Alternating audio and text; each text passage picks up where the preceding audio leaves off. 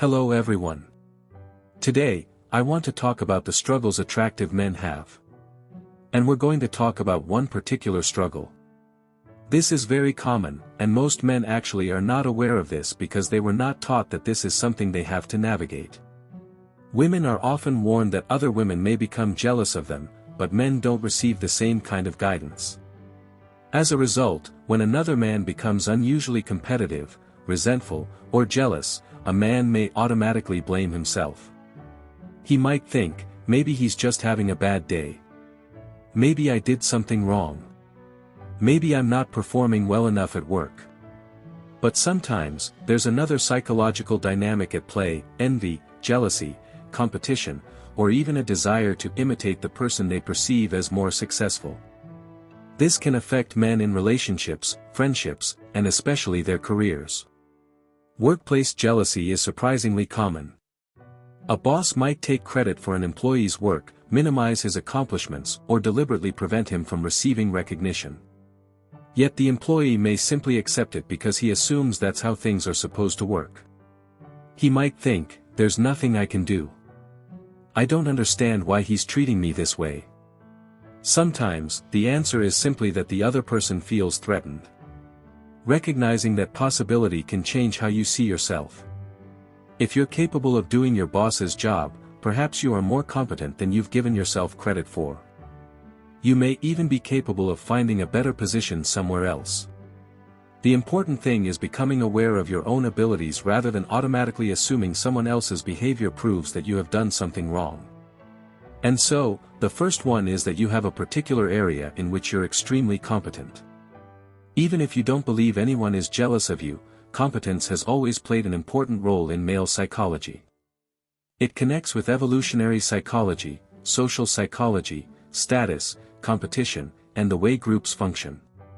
Historically, capable men have often been the men who gained greater access to opportunities, resources, leadership positions, and romantic attention. Competent men are also the men other men frequently aspire to become. Because of that, a highly capable man is naturally going to attract attention.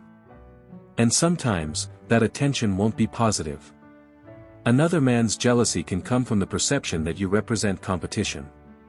His mind may interpret your abilities as a threat to his own position. If this man continues succeeding, I could be outperformed. You don't necessarily need to take that personally. You also don't need to spend your life trying to eliminate competition. Understanding the dynamic is often enough to help you respond intelligently. And if you'd like access to more exclusive content, including some of the more controversial and expansive topics I discuss, there's also a private group linked in the comments. I share additional videos and other material there, and membership is $10 per month. The next point is especially interesting because research into charisma reveals how powerful the way you communicate your experiences can be. Men who can talk about themselves through stories, particularly stories that demonstrate competence, resilience, and problem solving, can come across as highly attractive, confident, and charismatic. Think about the structure of a compelling story. You encounter a problem. You explain how that problem affected you. You reach a difficult point where you have to make a decision. Then you figure out how to handle the situation and move forward. The listener naturally thinks, this man faced something difficult, and he found a way through it. He's capable. That's leadership. That's also why sharing your accomplishments isn't automatically bragging. Many men are uncomfortable talking about what they're good at because they believe they'll appear arrogant. But there's a major difference between saying, I'm better than everyone else, and saying, this is something I'm capable of doing. You don't have to put other men down to acknowledge your own strengths. Men solve problems. They overcome obstacles. They build things, fix things, learn things, protect things, and take responsibility. If you've accomplished something meaningful, there's no reason to feel ashamed of acknowledging it. In fact, constantly suppressing those qualities can become unhealthy. Men need a sense of competence, purpose, achievement, and identity. When those things are discouraged or dismissed, some men can begin to feel disconnected from what gives them meaning and confidence. So if you've overcome challenges or solved problems that others couldn't, don't automatically hide those experiences. Share them. Let people understand what you're capable of. People are naturally drawn to someone who demonstrates genuine competence without needing to diminish everyone else. Unwavering confidence in your goals and passions. That doesn't mean you never experience doubt or difficulty. It means that even when obstacles appear, you remain committed to something that matters to you. There may be setbacks. There may be delays. There may be circumstances that make your goal more difficult than you expected. But you keep moving. Passion communicates that you have your own identity and direction. You're not simply waiting for other people to tell you what to do. Confidence communicates something similar: I believe I'm capable of handling this. That combination of purpose and self-belief can be extremely attractive. It demonstrates autonomy, self-esteem, determination, and competence. You don't need to have everything figured out. You simply need to believe that your goals are worth pursuing and that you're capable of dealing with whatever obstacles appear along the way. Emotional and social awareness. The next one is the ability to recognize and appropriately respond to other people's emotional tone. This demonstrates social awareness and empathy.